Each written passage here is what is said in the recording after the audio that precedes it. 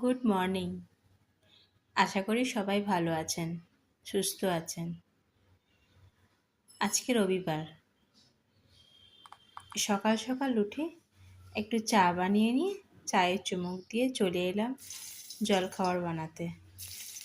তাই ভাবলাম একটু মিনি ব্লগ বানাই। আমি আজকে আলু ভাজা করেছিলাম, সাথে ছিল পরোটা।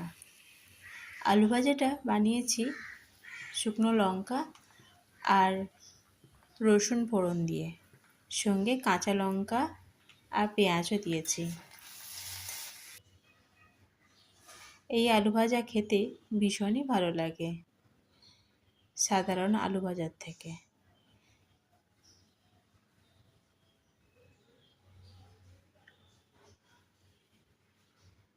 এখন পরোটার জন্য একটা আটা ময়দা মিশিয়ে লেচি করে নিচ্ছি।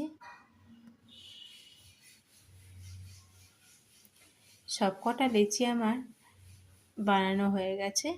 এখন পরোটার আকারে বেলে নিয়ে আমি তাওয়াতে দিচ্ছি ভাজতে।